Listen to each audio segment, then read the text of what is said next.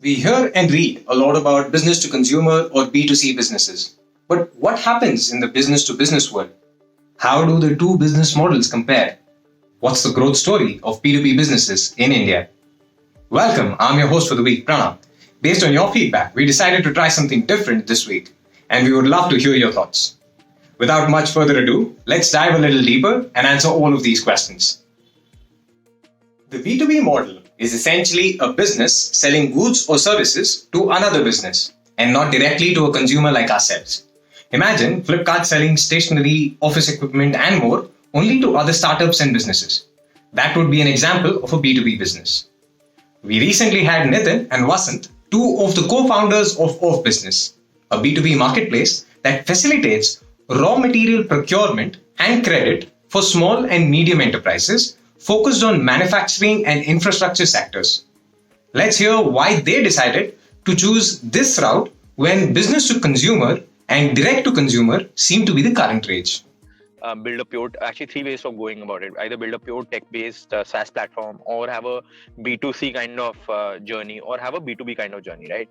But we were very clear, like, see, अगर B2C करना है तो बहुत ज़्यादा burn करना पड़ेगा initially, and then after a few years or about 6-7 years down the line, you may start to see some EBITDA traction, or as they put it, some kind of CM1, CM2 positive traction, and so on and so forth. So we were not ready for that. We were not ready to only build a tech platform, because inherently we were all sort of business focused in our mind कि हमें धंधा generate करना है और day one से वो profitable होना चाहिए. So that actually made us very clear कि कुछ करना है जिसमें initial हमें profitability दिखे, initial हमें scale भी दिखे. So we were very focused on scale and profitability going hand in hand. So we were not ready to compromise either of them. So that actually made us align towards a particular fact that yes, B2B is the only way to go. If you go B2C or D2C, because D2C wasn't a buzzword during 2014-15 and so on and so forth. So we didn't want to go down the B2C way, maybe the Amazon, Flipkart, Jabong, Myntra way. There was then again the SaaS platforms which are coming up, not very strong, but yeah, the SaaS play was there in India. So we wanted to build that B2B wala part clearly. You can find the link to the entire episode below. So what Nitin was mentioning here was the B2C business is a more long-term play, where you burn cash initially and returns may start to flow only post the 6 or 7 year mark. But their key focus was to be profitable from day one.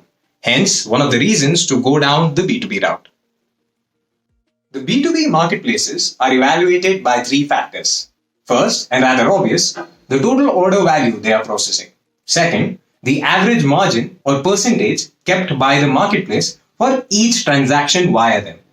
And third, an interesting one, the receivable days. You may be wondering why receivable days. Well, the concept of buy now, pay later is picking up steam in the B2C world. But this is how the B2B world has been operating since forever. So the buyers traditionally pay the sellers only after 30, 60 or more days, which adds a layer of financial complexity to B2B marketplaces. Hence, if the receivable days for a marketplace is greater than 60 days, it is treated more as a lending business rather than a true marketplace. How is the B2B marketplace evolving in India? Since 2020, the sector has seen its valuation double almost every 3-4 months, with investments creating multiple unicorns in the recent past. Since 2019, and due to COVID, the growth of B2B marketplaces has accelerated. Technology-first B2B players like Inframarket, OfBusiness, Elastic Run, Medica Bazaar, Zetwork, Udaan, and many others were able to cater to both suppliers and buyers when the traditional distribution channels were crippled by the lack of ever-flowing capital through the pandemic.